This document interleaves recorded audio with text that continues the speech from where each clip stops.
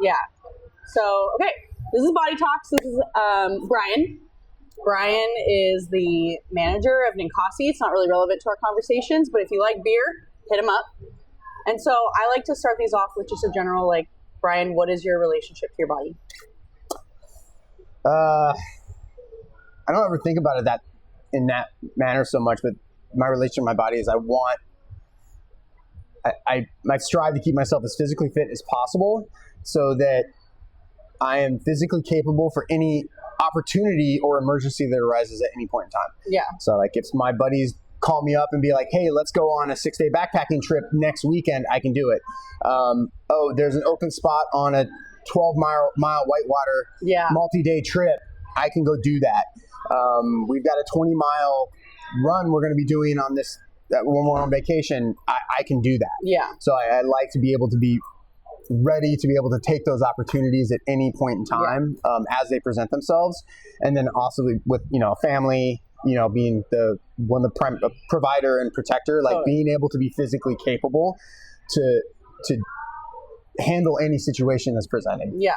I like that because that's not just like everyone's always like, I want to long term be able to do things. I want to be independent when I'm older. But you're like, no, I also want to live my life to the fullest right now. And that the second, like, there's a million reasons. Like, I've actually journaled like all the reasons because I get asked if you're fairly fit, you get asked like, why do you do it? Mm-hmm. And I think at different points in my life, it's maybe what's on top's always different in the moment. But over the course of time, there's a standard theme of like probably what's the most important. It's like, when you're in your 20s, a lot of times you train for looking a certain way. You want to attract a mate or whatever. Like, so you're doing it that way. And then it becomes, what you want to be able to do, or you have goals, you want to run a marathon. And then after that, it becomes, you have a family. It's like being able to protect the family. And then at a certain point, it probably will be, how do I keep doing what I want to do? And so as I get older, and that's definitely on my mind now, it's like, just do something every day. Don't let the old man in. Like, never let him in, and just because I don't want to have to fight back from that. Do you feel like you had that mentality in your younger body, like when you were a teenager, things like that, or? As an athlete growing up through middle school, high school, and college, to me it was always like, what am I physically capable of? More than anything else. Just like performance on the field. Performance. There's definitely ego and some vanity at certain points where you're like, but it's never been a driving force of me doing, like, I want to do this so that I look a certain way. I never found that to be attractive to me in any way, or it's also, I don't think it's healthy and it's not sustainable. I don't feel, so I don't like to approach it that way. So it's always on like performance, which is measurable, and I like that. Yeah. So I feel like that speaks a lot to like why you work out, why you're consistent at CrossFit. Yeah. But what about like relationship to food? How does that play into your goals? I love food. I'm a foodie. Yeah. I love to cook. Cooking is actually one of my primary stress relievers. We love a man that cooks. I love it. I mean, it's an important aspect to my family life. Like, we have dinner 99% of the time together every night. That's incredibly important to me. So I want to enjoy my meals. I don't eat for fuel. Some people can do that. Yep. Like, I do eat for fuel, but some people do. I want to enjoy what I mean, that satisfaction. But I want to eat clean and healthy from a performance standpoint. Like you mentioned, I work for Ninkasi, and I have unbelievable access to alcohol and beer, and I love beer. My relationship with alcohol is, I would say, is incredibly healthy considering the industry that I work in. Like, I generally don't drink. Like, I'm situational. Like, it's Saturday and I'm barbecuing on the deck. I like to have a beer while I'm barbecuing. Well, it's funny because I worked for Ninkasi. Brian was my boss, but I remember that being a weird thing where, I don't know, it was a hard pull of like, why are you not staying for a shifty? And I was like going to the gym. And it's funny to be in a world that almost like questions your prioritizing like movement or something, and you're like, this feels weird. Usually it's the opposite. Like, people are giving you crap for having a beer, but it sounds to me like you treat alcohol the same way you almost treat food, where it's like, do I intentionally want it? Am I going to actually enjoy it? Yeah, and I'm not. social pressure, maybe one of my younger years probably would have impacted that. But now in my late 40s, like I don't give, like I have no problem. Like, well, why aren't you drinking? I don't want to. Like, period. Like, that's it. Why not? Because I don't want to. Because I want to sleep better. Yeah. Which primarily, like, that's most important to me. And secondly, why have the waste? It's poison at the end of the day. Yeah. Like, it is. And, you know, there's a lot of great things around it, but it's just not worth it for my long-term goals and health and how I want to feel all the time. Because you never feel better the next day. That's not going to happen. No, you never do, unfortunately. Interesting question, but, like, how do you feel taking care of your body, having a positive relationship with your body plays into your marriage? Like, you're married to someone for a long time. She's not really into CrossFit, which is fine. No. She does her own thing. So, like, how does that play into your guys' dynamic and relationship? Yeah, I mean, I'm lucky, I would say, that I tricked my wife when she was young into loving me. Yeah. I don't know. And so, she's obviously incredibly supportive of it. She, you know, I'm sure the amount of time that I dedicate to things I know can be a strain and has been a strain in aspects. Not so much maybe the gym itself, because that's so built into the routine that it works with what we're doing. But when I decide to go do things with that are, you know, very strenuous over multi-days, you know, the adventure racing that I do, which would be a completely different conversation, but like those can be anywhere from 6 hours to 6 days where I'm gone. Like you don't even have she doesn't even have the ability to get in contact with me. I'm off the grid. And so like when I like to plan 1 or 2 of those type of things, or backpacking with friends for 4 or 5 days, like, you know, it's just like, oh, you're doing this again type of thing. And it's like, it puts all the stress of the family and the house and everything on her. So she's 100% supportive and encouraging of that, because she knows, and you know, again, we've been together over 30 years. Yeah. So she knows when I come back from those things, I'm a better person. I'm a better husband. I'm a better father. It plays into you taking care of your body in the way that you want to, moving in the way that you want to is going to take care of your mental health. It's mental health, exactly. Yeah. And I'm a better person for it. And it gives me a deeper appreciation for what I do have at home. Yeah. So just because you mentioned it, and I was going to go here anyway, you do extreme movement. Yeah.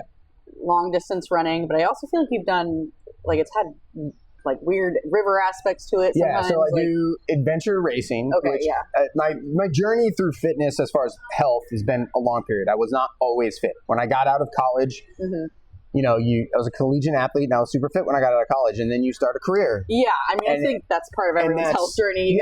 And then you, all of a sudden, it's years down the road, and you try to do something active again, and you're like, what the hell happened to me? I was playing soccer. I got asked to play soccer because I played collegiate soccer, and I was playing, and I'm like, I need to be over there, and I can't get there.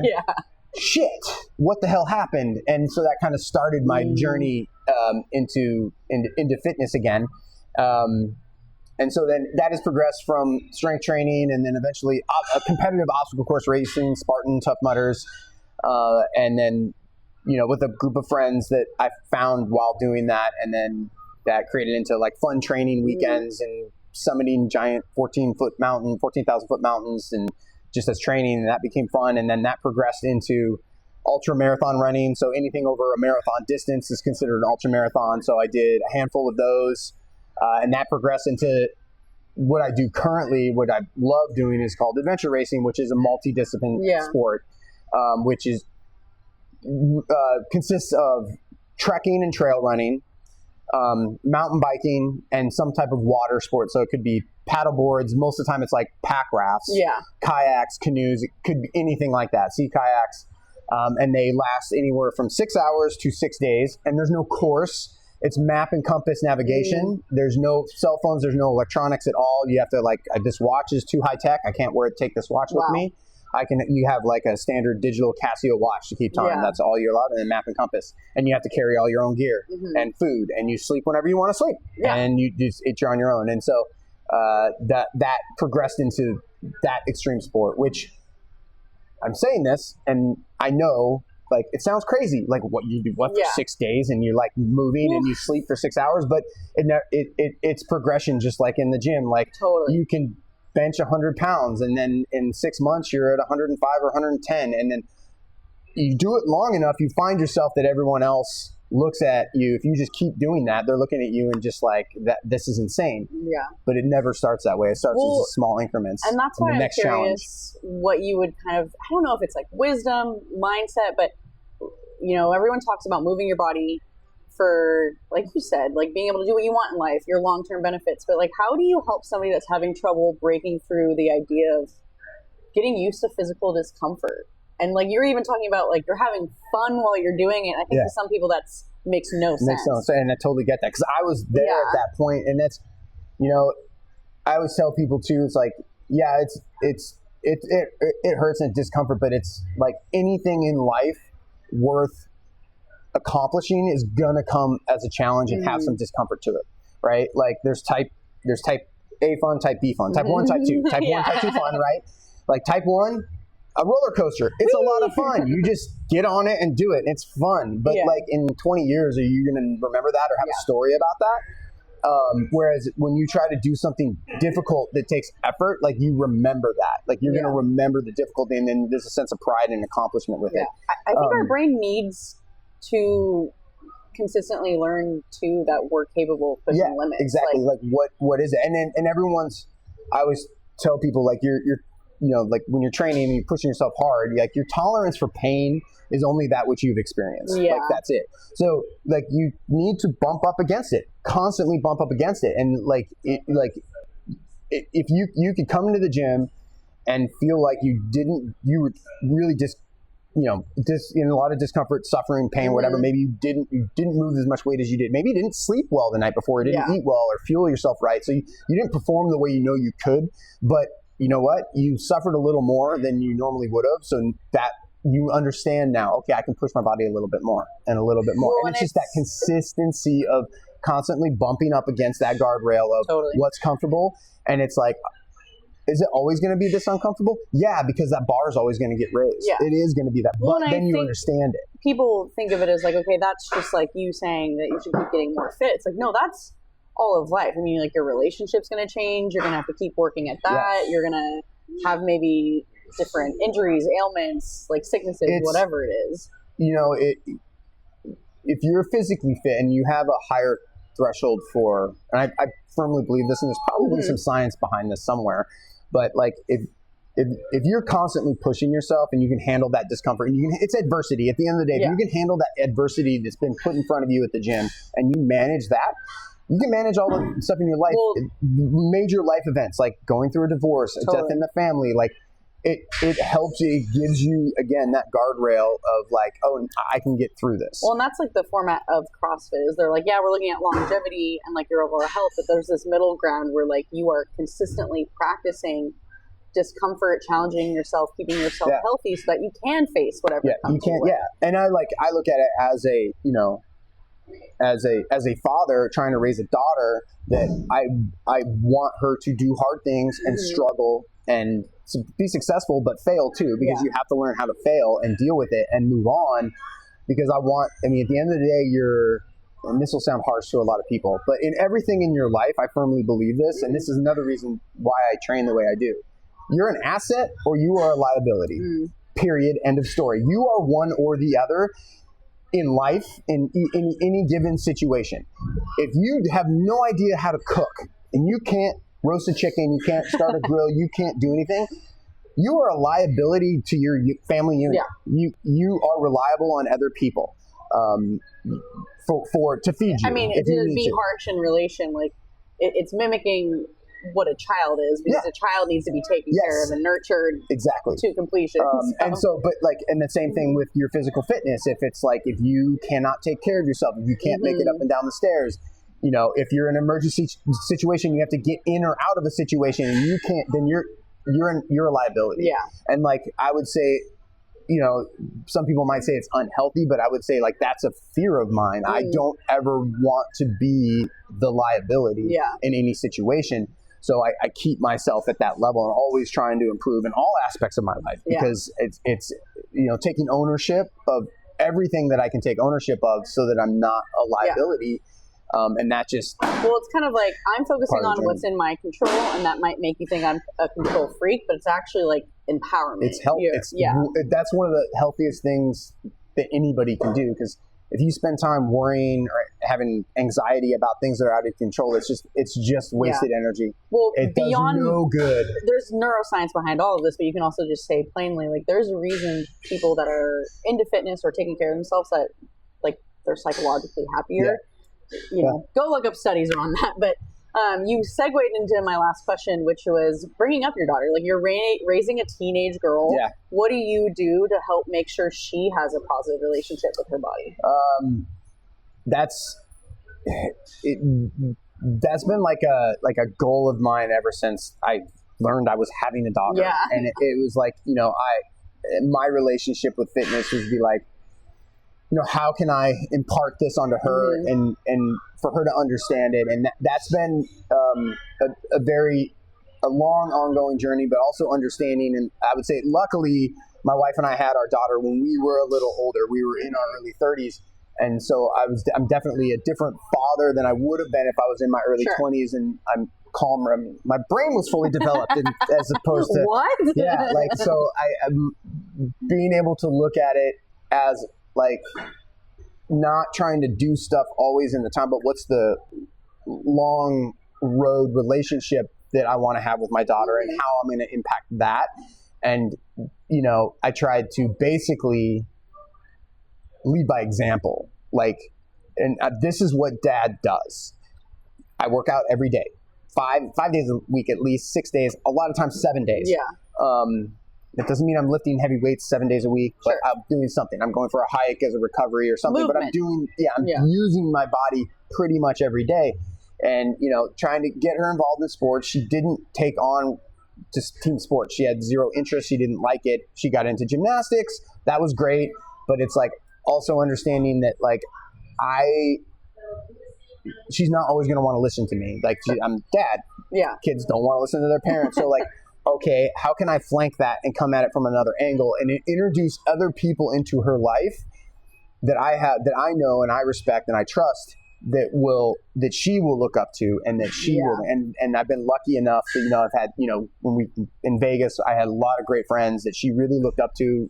She considers them all uncles, and they were all physically fit and they take an interest in her life. And then moving here to Eugene, we had to find more people. It took me a little while to find that type of people, but I found that. And then, some strong women that embody the same things that, that I find value in and my wife finds value in, and, introducing her into that. And it's been amazing over the course of this year. She's almost 17 years old. She got into track and field, and she's a pole vaulter, and, like, she loved it. And it was probably one of the first skill-based things that she was like, I love this. I want to do it, and I want to get better at it. And how do I get better at it? And it was like, well, you can come to the gym and start strength training. And we started that last summer, and she started kicking your ass. She's getting there, but like she didn't come to the gym with me. I signed her up for ATP. So it's a strength training classes designed for middle school and high school athletes. And she's been doing that, 3 to 4 days a week since the summer. And then she fell in love with it. She loved the strength training aspect of it. And then track started, and she wasn't going to be able to do it every day. And she was actually disappointed. She's like, I can't go to the gym every day. And I'm like, well, you can come to the gym on the weekends with me when you don't have practice if you want to come with me. And I had invited her dozens of times. You can come with Leslie and I. And she's like, oh, that's a good idea. I should do that. Tried not to jump up with excitement and up and down and, like, give her a hug and be like, oh my God. Don't ruin it. 16 years of me trying to get to this moment of her, like, having a healthy relationship and understanding that, like, consistency in the gym will help. And now it's been a couple months of that, and now she's started track and field, and yesterday she had her first meet, and she PR'd in the 100 meter. That's awesome. She PR'd on her pole vault, and, like, the coach is super impressed with how much she improved year over year. Was asking, like, what is she doing? How did she make these gains? And her coach is actually interested in coming to the gym now. Heck yeah. And some of her other athletes in the school are like, oh, what are you doing? You're way faster and stronger than you were last year. I want to do what you're doing. And, like, so there might be more people coming to the gym. So that positive reinforcement for her is huge.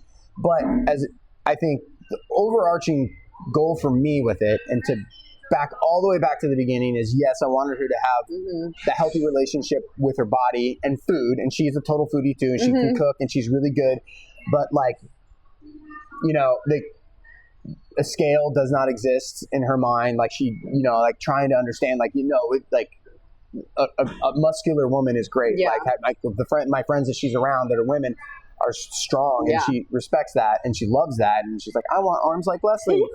Well, and like, I want arms like Leslie. Yeah. So, but the real goal for me with her was, you know, and part of my background is I did own gyms in Vegas for quite a while, and I'd see people come in, and I wanted my daughter to never be at the point where she's older in life and she's like, I need to get fit again, which that will likely happen. Yeah. But then somebody that has never been in a gym before, she knows she's capable of it. Yeah, knows she's capable, but then to be able to walk into a gym that, you know, it is terrifying for people that have never done it before. And you get somebody in their late 20s, 30s, 40s, 50s, 60s, and that becomes almost an insurmountable, you know, mountain in front of them just to walk in the door. Yeah. It's terrifying for them. And I did not want her to ever have that. It's like, you can build that base foundation of confidence that she could walk into a gym and she knows enough to be able to use the machines, use the equipment, that she could work out on her own, know enough that what she's doing, and not feel like she's being judged by it. That would be, if she got nothing else other than that out of coming to the gym, that would be an enormous success. Yeah. Well, and I think too, like when you're encouraging movement in young athletes, you're literally creating embodiment, and I feel like it's a shield. Like, I'm applying my own self-worth to my body. So you can't apply any of your aesthetic weird crap on me. Like, I can outrun you. Yeah, like, exactly. No. Yeah. So I think that's awesome. And she's been kicking ass. It's been fun to see her in here. I guess last but not least, what would be your imparting encouragement on, you know, somebody who is struggling with their relationship with their body, is feeling like they can't break that barrier of quote unquote unhealthy habits and stepping into changing their lifestyle? We could do a 3-hour podcast conversation on this. You know, it's trying to think if I ever break down to just one or two things. You know, the hardest thing is to get started. It's always the hardest thing. I think a lot of people bite off more than they can chew off the start. It's like, I need to start coming to the gym, and I need to start coming 5 days a week or 6 days a week. Perfectly. And I need to make it all the time. And I need to clean up my diet, throw everything out in the house right now. And I need to start eating cleanly all at the same time. And I need to make sure I'm sleeping 7 to 8 hours every night. And they try to do that all starting Monday. All or nothing. Great. One in millions of people might be able to do that. That's not going to happen. Like it's like, if you can make one small change, even a month, not even a week, make one change and make it a habit. That's 12 drastic changes in a year. And in a year, you're going to be a completely different person. So if you're like, this month, I'm going to go to the gym 3 days a week. That's it. Monday, Wednesday, Friday, or Monday, Thursday, Saturday. Reasonable for a body to start to work and just like, I'm going to go 45 minutes to 60 minutes. I'm going to do something in that time frame. I'm going to go and do that. And you do that for a month. And it's like, okay, cool. All right, next month, I'm doing that. I'm going to clean up part of my diet. Maybe not even the whole thing. I'm going to prep my 5 lunches. Add in more. I'm going to meal plan my 5 lunches for the week for work, and I'm going to get that done. So you're cleaning up your lunch work, how you're eating at lunch. And then you do that for a month. And then it's like, okay, well, I can start carrying that over to dinner. Oh, I can add a 4th day at the gym. And you can just slowly build on it, but you've got to create that. Well, you're going to start experiencing the reward. And I think that's the problem, is people go all or nothing. They're expecting that instant gratification. It's like, no, a lot of your habits that you're stuck in are happening because you're getting instant gratification. Yeah. This is a long-term goal. And the reward might take longer, but then you also have to be mentally, physically realistic about doing it. Yeah. And the other thing that I hear a lot, you always hear it at the gym, and you always hear it, and I heard it on the gym, is just like, you know, how do you stay motivated? How do you say that? Like, look, Motivation is a lie. It is a lie. It doesn't exist. It's crap. If you relied on motivation only in your life, you're going to be a failure at most everything you do. Yeah. And it's like you need to eliminate the choices that to do or not do things. It's like, no, this is what we do. You make a promise to yourself. If you can't keep a promise to yourself, how can anybody else trust you? Yeah. Like I embody that. Like if I'm gonna do something, I'm gonna tell myself I'm gonna do something, then I'm gonna do it. Because if you can't keep a promise to yourself, why are you gonna keep it to anybody else? And like, what value does that have? My biggest passion with everything I do with this work is half the time people are trying to change for themselves, to change their body. It's like, that's not really for you. That's meeting somebody else's standard, and that's why you're failing. Yeah. It's like you already have a toxic relationship. You have a bad relationship. It's like, why do you want to do this? Like, why I really want to do it? But yeah, it comes down to discipline. Yeah. Great relationship with working out. I love it. You know, there's things I don't like to do. Sure, yeah. I do not look at, Number one complainer. We have the ability to look at this gym. We have the ability to look at the workouts that are going to be there all week long. And bail. We can look. We totally bail. I do not do that. Nope. I never do it. I get out of bed, I get dressed, I do what I need to do at home, and I come to the gym and I look at the board. I never give myself the opportunity to be like, I don't want to do that. Yeah. I don't want to do that, and so I don't want to go today. And it's just like, but I would tweak the discipline motivation thing in just a little bit, which like, I actually think that what we're talking about in terms of motivation being crap, it's just that it's not what people think it is. So like your discipline comes from the fact that you're motivated to feel the way you know you will feel. But people think that the motivation will come before the action. And it's like, no. Yeah. You're doing that instant reward thing again. The motivation is the delayed reward, the long-term goal. Yeah. And people just don't. When that alarm clock goes off in the morning, there's no motivation. Yeah. Like, it doesn't exist. Like, that's the thing. It's like, oh man, I don't want to do this. The fittest person in the gym does not wake up wanting to come to the gym. Like, generally speaking, like they no matter how good you just don't want to. That's comfortable. Yeah. It's just like, you just don't want to do it. I don't want to get out of bed in the morning. Yeah. Do it anyway. Just like, this is what we're doing. Which version of uncomfortable do you want? Right. Like in life. Yeah. Awesome. The pain of discipline or the pain of regret. Love it. Yeah. Well, cool. Send there. Thank you, Brian.